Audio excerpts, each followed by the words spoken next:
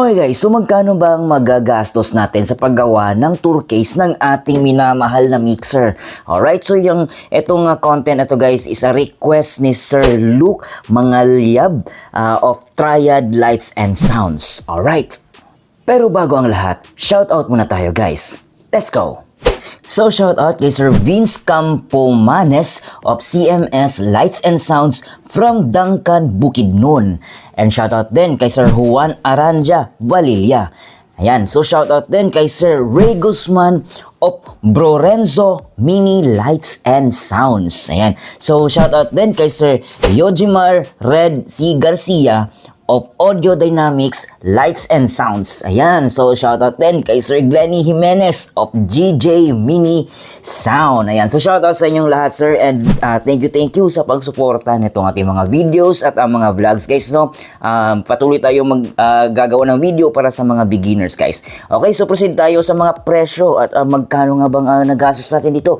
Lahat-lahat total nitong ating paggawa ng ating tour case para sa ating minamahal na mixer. Drama eh. So let's go. Okay, so simulan natin dito sa ating plywood na ginamit guys, no. Actually ang ginamit natin na plywood dito is a 3/4 yung kapal niya. Dapat sana yung manipis lang, okay? Pero hindi kasi available yung maliit na o manipis na plywood yung paggawa ko kasi nito, kasi ano lang to siya guys anong tawag nito, parang mga retaso na lang. Ayan, so pinagtagpi-tagpi ko na lang kasi sayang din naman kung hindi magagamit. Well, anyway, yung plywood guys, hindi tayo makakabili ng tingi-tingi, depende sa lugar nyo guys, no.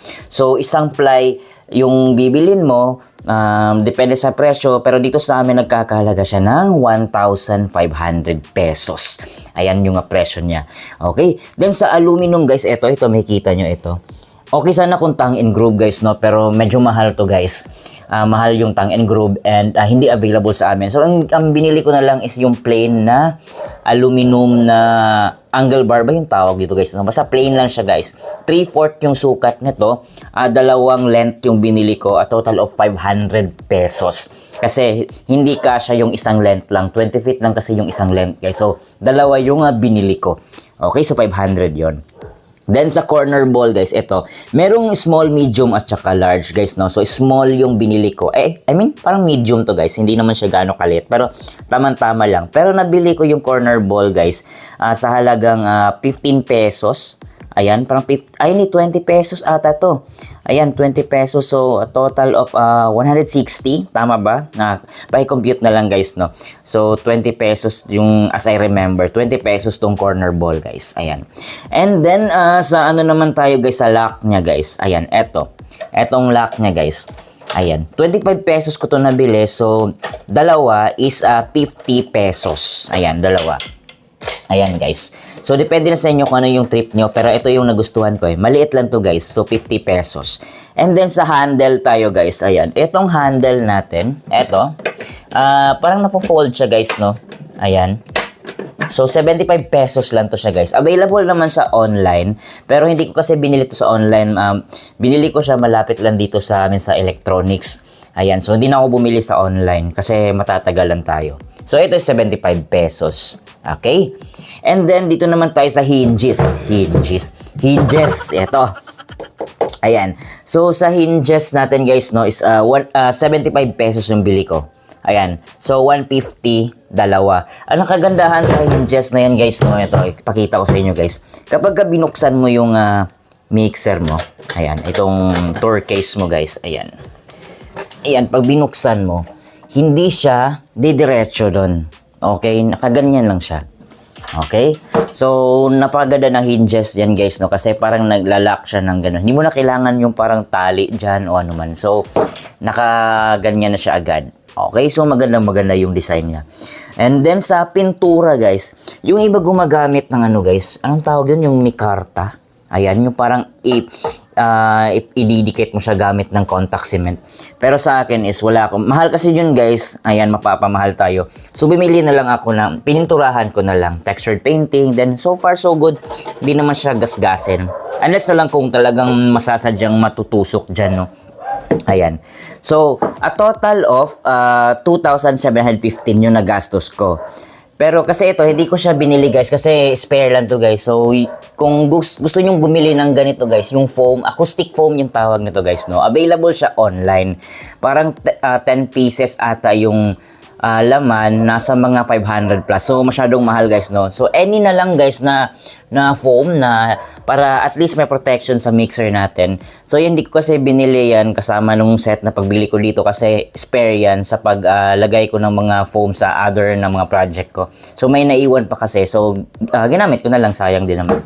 And then, ito guys, itong foam sa gilid na to, medyo makapal, and ito medyo manipis. So, hindi ko na rin to binili kasi mga sobra ko kasi to guys sa mga previous ko na project. So, kayo na lang yung dumiskarte kung ano yung kung bibili pa ba kayo or hindi na. So, and I advise guys na bili kayo ng foam dito. And then dito din. Ayan. Tapos dito nilagyan ko na lang, hindi ko na nilagyan ng foam dito sa gilid para masuksok ko yung kamay ko. Ayan. So, kasi pag setup, tinatanggal ko yung mixer. Ayan. So, yun lang naman guys, no? A total of 2,700.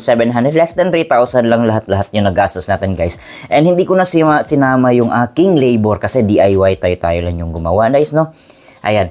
So, yun. Pang 16 channel to. Ito si Joson Hawk 16 na mixer natin. And hindi to sponsor. Okay.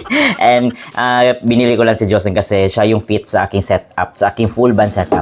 Well, anyway, balik tayo dito sa tour case guys, no? Yan yung itsura niya. Medyo mabigat siya kasi nga 3/4 yung ating marine plywood. 3/4 siya. So, okay sana yung medyo manipis at saka tongue and groove yung ginamit natin. But medyo mapamahal tayo doon sa tongue and groove. So, itong plain na lang yung binili natin.